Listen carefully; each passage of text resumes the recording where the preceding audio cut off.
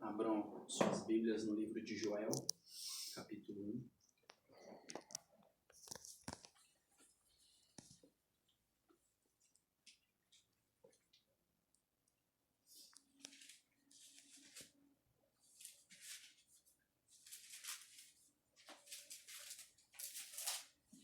Joel, capítulo 1.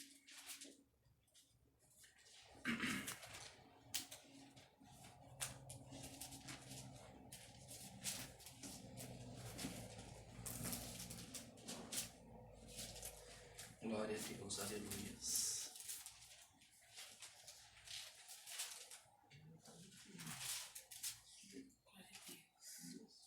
Joel, capítulo 1. Vamos ler o versículo 4 e o versículo 13. O 4 diz assim: O que ficou do gafanhoto cortador, comeu o gafanhoto migrador. O que ficou do gafanhoto migrador, comeu o gafanhoto devorador. O que ficou do gafanhoto devorador, comeu o gafanhoto destruidor. Agora, versículo 13 diz: Cingi-vos de pano de saco e lamentai-vos, sacerdotes. Gemei, ministros do altar. Entrai e passai, vestidos de pano de saco, durante a noite, ministros do meu Deus, pois a oferta de cereais e libação cortadas foram da casa do vosso Deus. Santificai um jejum, convocai uma assembleia solene, congregai os anciões e todos os moradores dessa terra, para que a casa do vosso Senhor e Deus, e proclamai ao Senhor, ou melhor, e clamai ao Senhor. Deus Todo-Poderoso, eis aqui a tua palavra, Pai. Fala conosco, conforta os nossos corações e revela a tua vontade para as nossas vidas em nome de Jesus. É o que eu te peço, Deus Todo-Poderoso. Amém. Essa mensagem vai ser uma mensagem expositiva.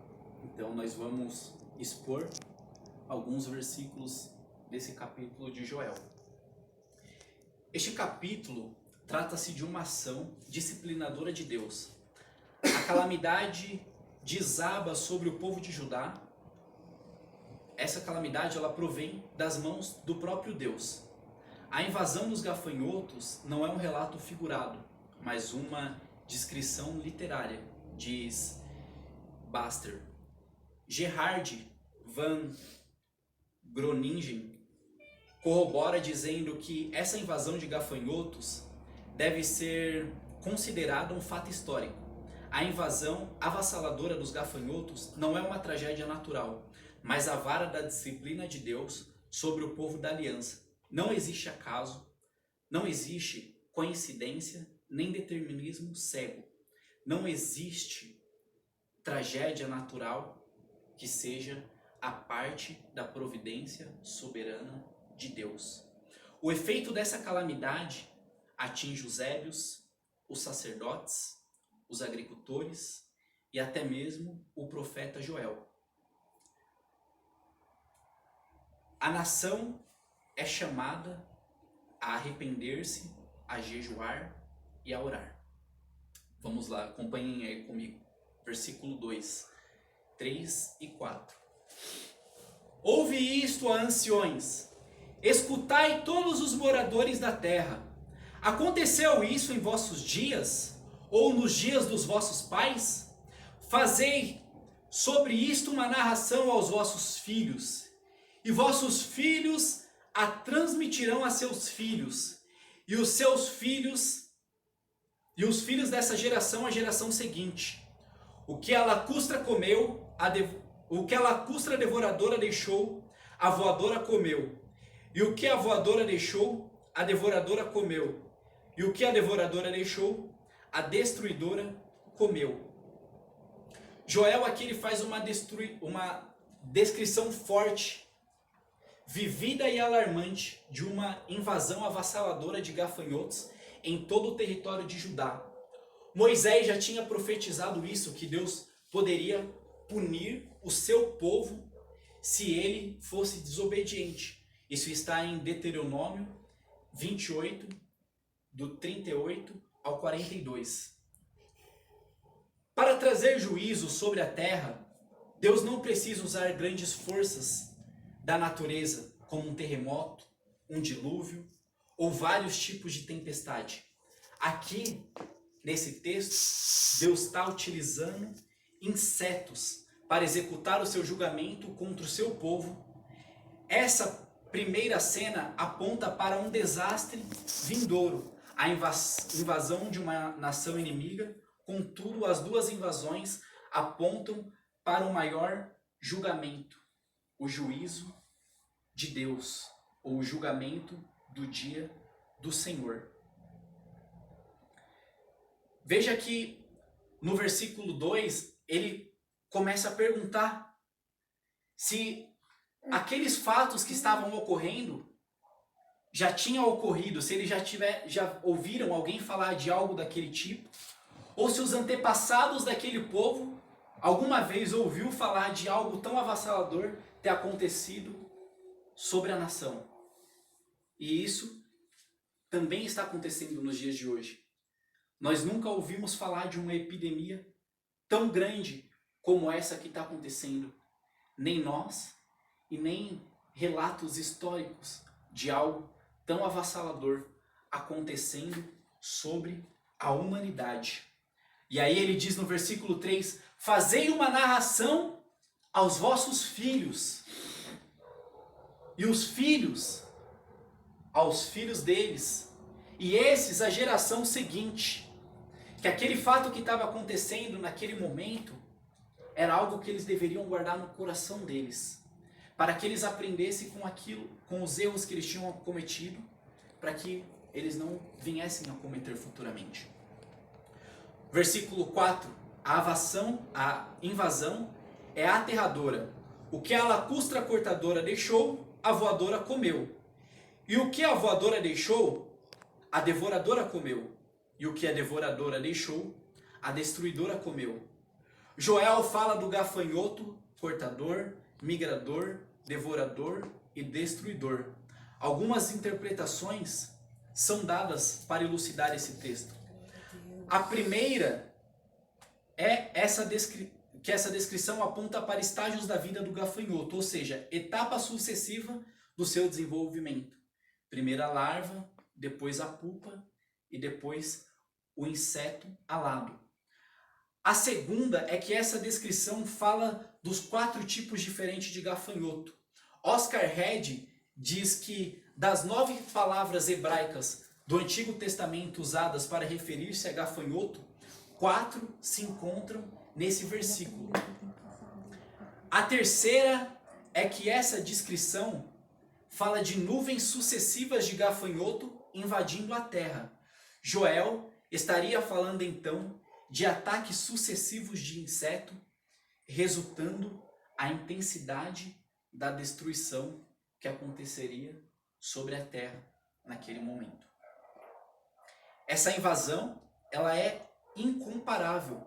Como nós falamos aí, Joel ele pede para que o povo pudesse meditar. E ele diz: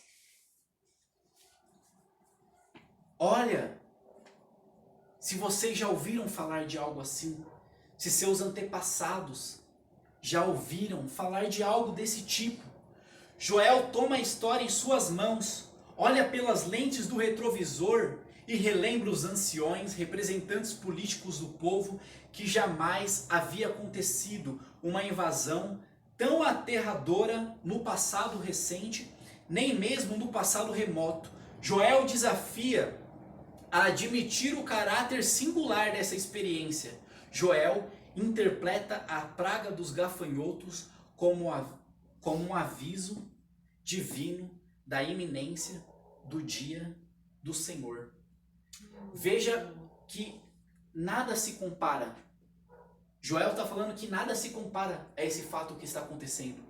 E veja que isso que está acontecendo nos nossos dias hoje, já existem estudiosos falando que isso já se compara à Segunda Guerra Mundial, de tanto que vai ser o desastre em todas as nações. a invasão é para ser relembrada, como nós falamos. Quando não aprendemos com os erros do passado, corremos o risco de repeti-los novamente.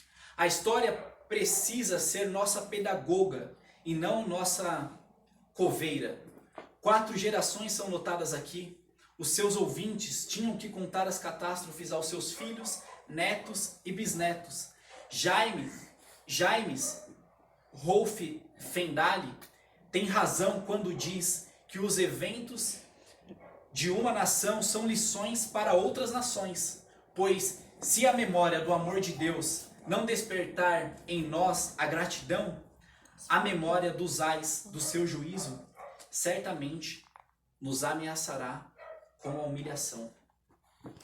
É muito importante que guardemos todos esses acontecimentos em nossos corações, que nós prestemos atenção no que Deus está querendo falar, no que Ele quer de nós, no que Ele quer que nós mudemos, para que no futuro nós não venhamos cometer os mesmos erros novamente, não venhamos cometer os mesmos pecados novamente.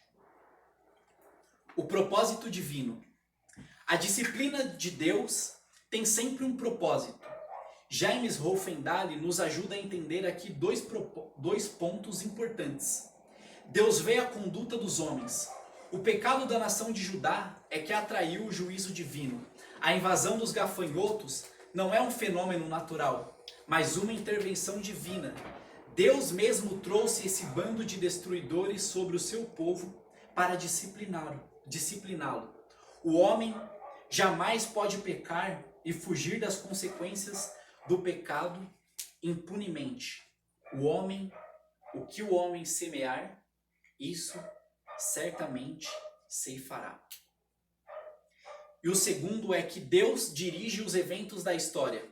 Não há qualquer casualidade aqui. Os gafanhotos, a seca, o fogo são agentes de Deus. Eles não agem fora do controle divino. Eles estão a serviço daquele que governa o destino da história.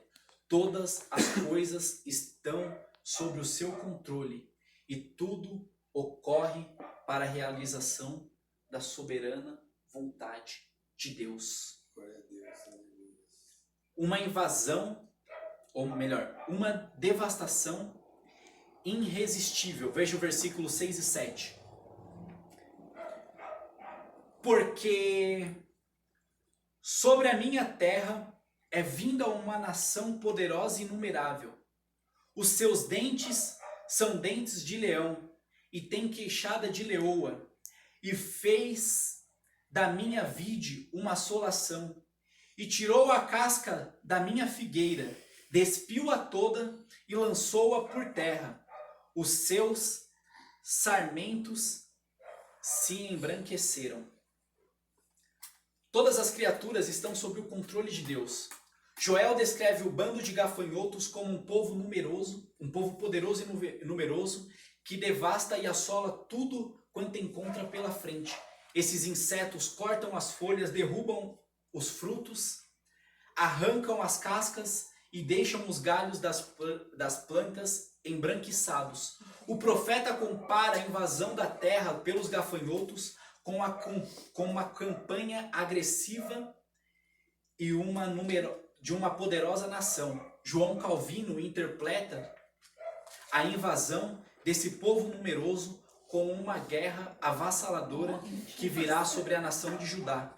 Essa invasão militar seria mais uma ação disciplinadora de Deus para trazer o seu povo de volta à obediência. Amém. Uma destruição inevitável. Versículo 6, parte A.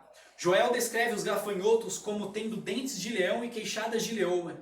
Dificilmente uma presa escapa de ser abocanhada por um leão. Seus dentes são armas mortais. A destruição da presa é inevitável. Alan Hubbard diz que tão feroz é o apetite dos gafanhotos e tão forte são as suas mandíbulas, que nenhuma fruta, planta, ramo ou casca consegue sobreviver ao seu ataque. William Buckley diz que os gafanhotos são insetos insaciáveis. Eles comem e defecam ao mesmo tempo. Quando passam por uma região, devastam tudo. Em 1866, uma praga de gafanhotos invadiu a Argélia e tão grande foi a devastação que 200.000 pessoas morreram de fome nas semanas seguintes por falta de alimento. Meu Deus. Hoje eu vi uma manchete de uma senhora que estava no mercado na Austrália chorando porque nas prateleiras do mercado não tinham mais alimento. No Brasil, muitos mercados já estão limitando o tanto de coisa que as pessoas podem pegar, porque os estoques do mercado estão com risco de não dar conta de abastecer a todas as famílias. Porque as pessoas estão tão desesperadas que estão indo lá e pegando um monte de coisa, de forma com que não vai sobrar para as outras famílias que vai pegar depois de alguns dias. Uma lamentação constrangedora, versículo do 8 ao 10. Lamenta como a virgem que está cingida de saco pelo marido de sua mocidade. Está cortada da casa do Senhor a oferta de cereais e a libação dos sacerdotes, ministro do Senhor. Estão entristecidos. O campo está assolado e a terra chora, porque o trigo está destruído, o mosto secou e o azeite falta. A tragédia da invasão dos gafanhotos leva Joel a exortar o povo a lamentar. Mais uma vez, James Rolfendale lança luz no entendimento desse assunto ao destacar 2 pontos importantes sobre a lamentação. Em primeiro lugar, a natureza da lamentação. O povo deveria lamentar como uma noiva que ficou viúva antes de se casar. As pessoas devem chorar amargamente pela perca da comunhão com Deus, como a viúva chora pelo funeral de seu marido. Joel está dizendo com isto que seria monstruoso o povo não chorar e não se lamentar diante de tanta calamidade. Pior do que o pecado é a falta de consciência dele. Pior do que a transgressão é a falta de arrependimento. Deus, de alguma forma, nesse momento que nós estamos passando, está nos chamando para se arrepender. Deus, ele está querendo que a nação, não só a nação brasileira, mas a nação mundial, venha reconhecer os seus pecados, as suas falhas, e venha se prostrar diante dele, se humilhando e pedindo perdão pelos pecados. Nós vivemos em um tempo em que as pessoas não têm mais temor de Deus. Os homens pensam que são fortes, poderosos, invencíveis, que o seu dinheiro pode tudo, que eles podem falar qualquer coisa e que ninguém pode fazer nada contra eles. E Deus, no seu soberano poder e na sua soberana vontade, envia um vírus microscópio que é capaz de colocar a nação mundial de joelhos, para que todo homem reconheça que ele não é nada e que sem Deus, sem Cristo, nada nós podemos fazer. Senhor. O segundo ponto que Rolfendale coloca sobre o arrependimento é a razão da lamentação. O profeta Joel aponta 2 razões para o povo se lamentar. Uma delas é que o templo foi abandonado. João Calvino está correto quando diz que ninguém havia de ficar mais ofendido com os pecados do povo do que o próprio Deus. Por isso, as ofertas de manjares e libação foram cortadas da casa do Senhor como um sinal de desgosto divino. Os sacerdotes estão de luto porque o culto coletivo foi suspenso. Uma vez que os gafanhotos devoram as vinhas, os olivais e tudo aquilo que constituía as ofertas de comida e bebida na casa de Deus. Kel bem resume a situação. Israel não podia experimentar agora nenhuma calamidade maior do que a suspensão de sacrifícios diário, porquanto era na prática a suspensão da relação da aliança, um sinal de que Deus estava rejeitando a atitude do povo. No Brasil, em quase todas as cidades, de quase todos os estados, foram cortados os cultos coletivos das igrejas. E isso não aconteceu apenas no Brasil, mas em muitos países de todo o mundo, onde muitas pessoas, assim como eu, estão chateadas, tristes, por não poder estar na igreja, na comunhão com os irmãos, para poder cultuar a Deus.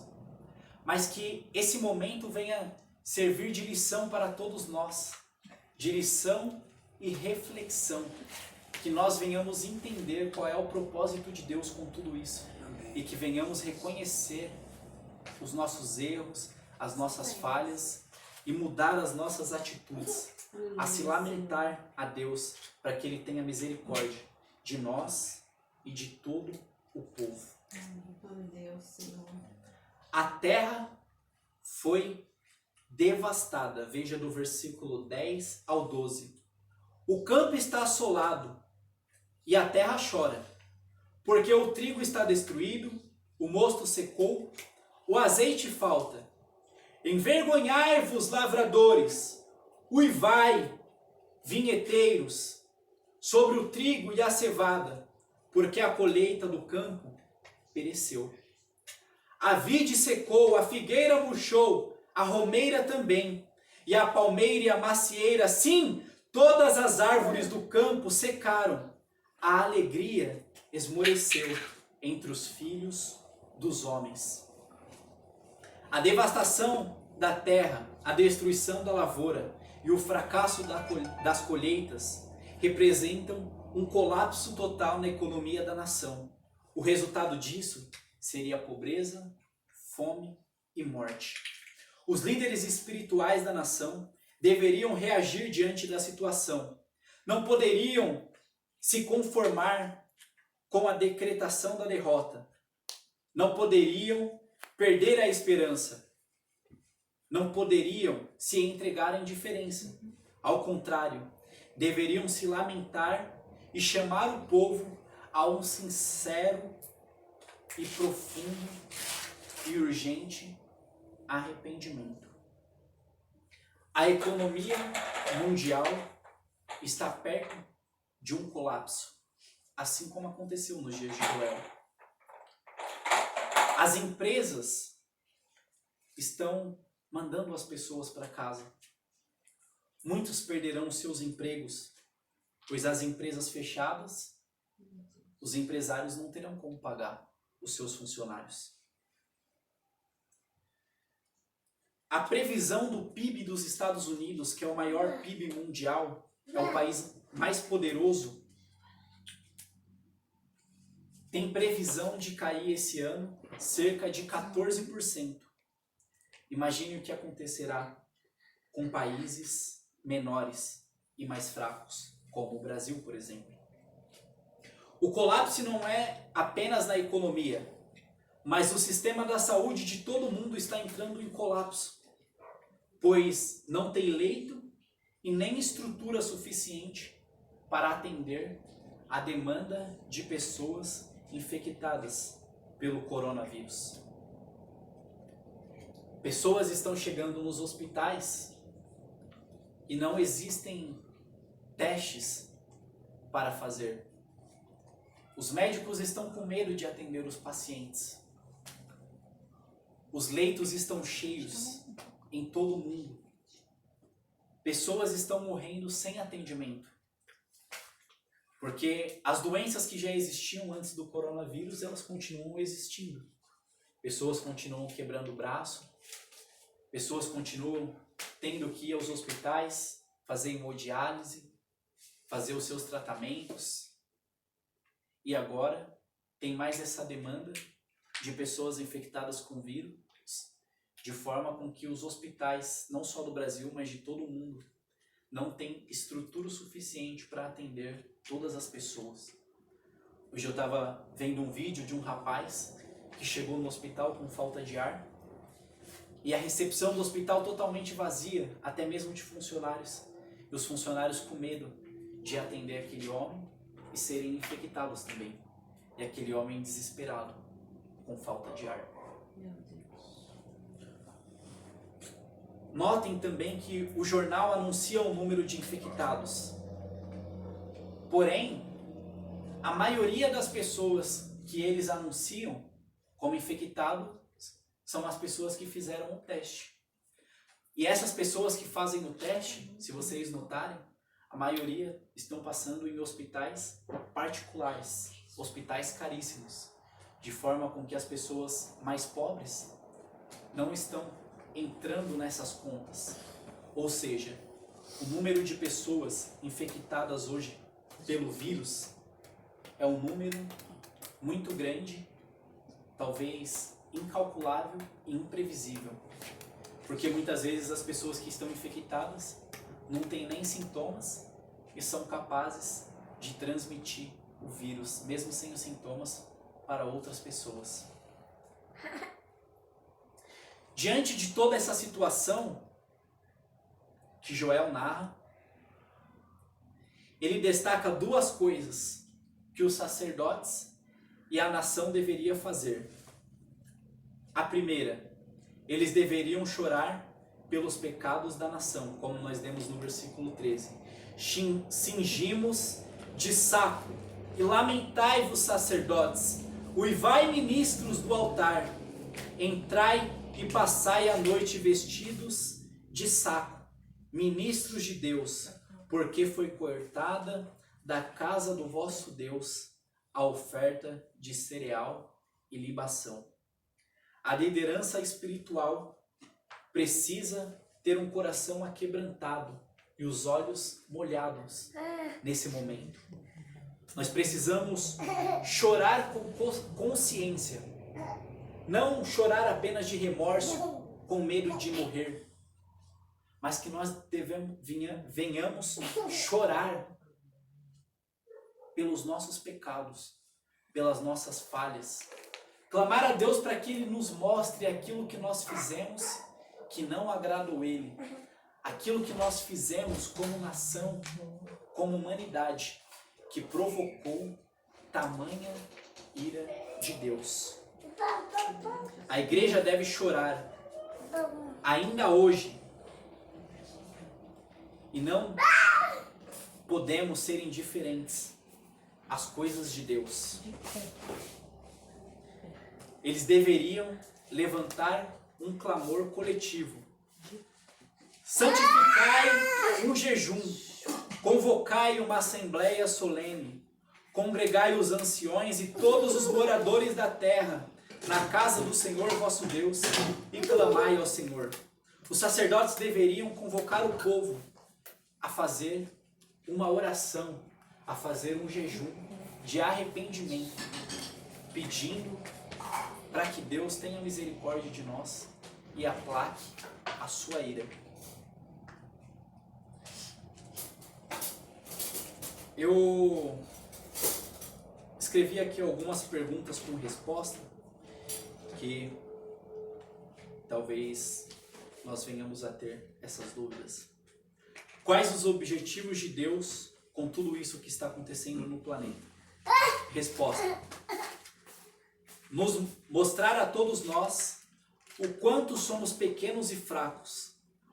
Um vírus tão pequeno que nossos olhos não têm capacidade de ver é capaz de tirar a estabilidade do planeta. Imagine como será na grande tribulação. Deus quer que nos arrependemos e voltemos para Ele. É tempo de entendermos que nada é mais valioso do que a presença de Deus em nossas vidas. E que a vida é um sopro. Muitas vezes nós passamos a vida correndo atrás de coisas materiais. E em momentos como esse, nós podemos ver que tudo é passageiro. E que Deus é a única valiosidade que nós temos em nossas vidas. Estamos no fim do mundo? Certamente não. Esse ainda não é o fim. Porém, estamos passando e ainda vamos passar por um momento muito difícil. E se não nos achegarmos a Deus, dificilmente iremos suportar esse momento. Devemos ter medo de morrer? Não. Não devemos ter medo de morrer, pois Deus está no pleno controle de toda a situação do que está acontecendo no planeta. Se Ele quiser nos levar, Ele nos levará. E nada poderá impedir isso. Jesus mesmo disse: qual de vós, por mais que se preocupe, poderia acrescentar uma hora sequer às vossas vidas? Nós devemos ter medo de morrer somente se nós não tivermos a certeza da nossa salvação. Mas se esse for o caso de algum de nós, que nós venhamos a dobrar os nossos joelhos e nos arrepender diante de Deus, para que Ele venha a nos perdoar dos nossos pecados e colocar em nossos corações a certeza da salvação. Quem é crente pode morrer também num momento como esse? Sim, tanto crente como ímpio pode morrer. Porém, o mais importante é nós refletirmos a respeito da nossa salvação. Caso você ainda não é salvo, mesmo se for crente, essa é a hora de se arrepender. Peça perdão para Deus pelos seus pecados e aceite-o como o único e suficiente Salvador da sua vida. Se eu sou bonzinho e pratico boas obras, porém não quero aceitar a Cristo, posso ser salvo? Não. É impossível que alguém seja salvo sem Cristo. Cristo é o único que pode nos conceder a redenção das nossas almas. Ele disse em João 14:6, respondeu-lhe Jesus: eu sou o caminho, a verdade e a vida.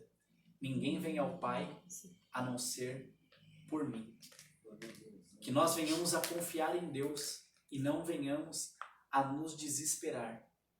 Deus está no controle de tudo e de todos. E nada pode acontecer sem que seja a sua vontade. Amém? Deus Todo-Poderoso, muito obrigado pela Tua palavra, Senhor. Conforte os nossos corações e nos dê confiança em Ti, ó Deus Todo-Poderoso. Nos faça colocar toda a nossa confiança em Ti. Ah, Deus Todo-Poderoso, nos ajude a reconhecer que só o Senhor é Deus e que não há outro. Nos ajude, Deus Todo-Poderoso, a reconhecer que Tu és a pérola de grande preço. Tu és o mais belo entre os milhares. Tu és o bem mais precioso que nós temos em nossas vidas. Nos ajude a buscar o reino dos céus e a Tua justiça, e as demais coisas nos serão acrescentadas. Se o Senhor quiser levar algum de nós, Pai, que nós estejamos preparados para nos encontrar contigo. É o que eu te peço em nome de Jesus. Amém. Amém.